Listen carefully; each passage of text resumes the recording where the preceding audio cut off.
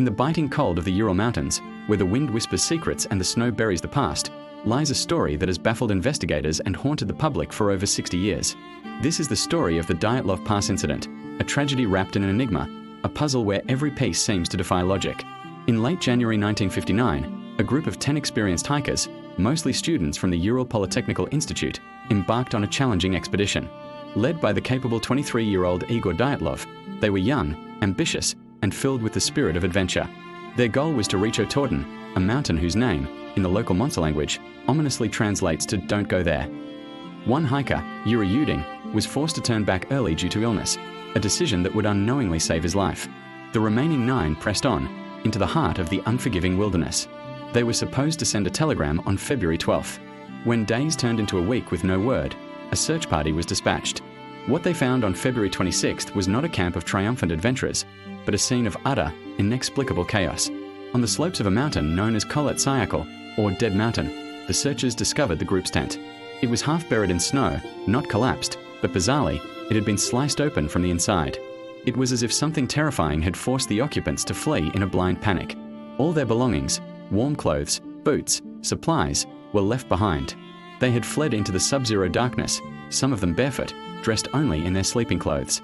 The searchers followed a trail of footprints leading down the slope towards a forest line, nearly a mile away. The footprints were puzzling. They showed people walking calmly, side by side, not running in a frenzied escape. Beneath a large cedar tree, the first 2 bodies were found, Yuri Krivonyshenko and Yuri Doroshenko. They were shoeless, dressed only in their underwear.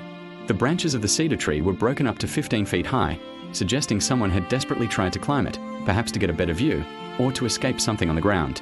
Nearby were the remains of a small, hastily made fire. The next 3 bodies, including that of group leader Igor Dyatlov, were found between the cedar tree and the tent site. Their positions suggested they were attempting to return to the relative safety of the tent. Dyatlov was found clutching a birch branch, his other hand raised as if to shield his face. Zinaida Kolmogorova was found furthest up the slope, her body frozen in a crawling position, desperately clawing her way back to the camp she had so suddenly fled. Rustam Slobodin was discovered with a minor skull fracture, but like the others, the official cause of death was hypothermia. They had simply frozen to death. So far, a tragic but perhaps explainable accident.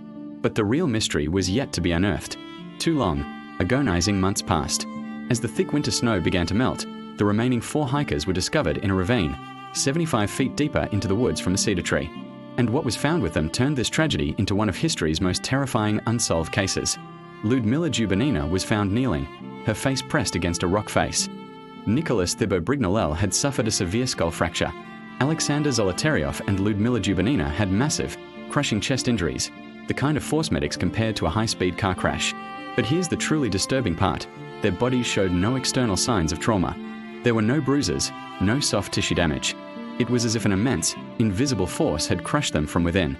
To make things even more horrifying, Lyudmila was missing her tongue and eyes.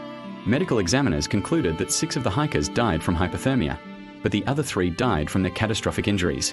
The official investigation was abruptly closed in May 1959.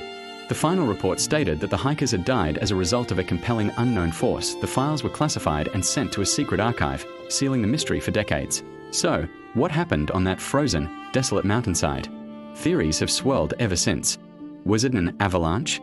This was the initial theory, but it doesn't explain why the tent wasn't crushed or why the hikers walked, not ran, away from it. And it certainly doesn't account for the brutal internal injuries or the missing tongue. Could it have been an attack by the local Monsa people? Investigators quickly ruled this out. There were no signs of a struggle, no other footprints besides those of the hikers, and the nature of the injuries was inconsistent with a human attack. The Monsa themselves believe the area is home to powerful, malevolent spirits. More sensational theories point to military involvement.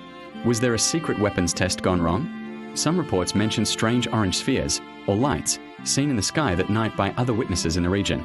The discovery of trace amounts of radiation on some of the hikers' clothing fueled this theory, but the levels were too low to be considered lethal. Could the hikers have stumbled upon something they weren't supposed to see, and been silenced? And then there are the fringe theories, an encounter with an unknown creature, like a yeti, or even extraterrestrial involvement. While these ideas capture the imagination, they lack any concrete evidence. The most disturbing aspect is that every logical explanation seems to have a counterpoint, a piece of the puzzle that just won't fit.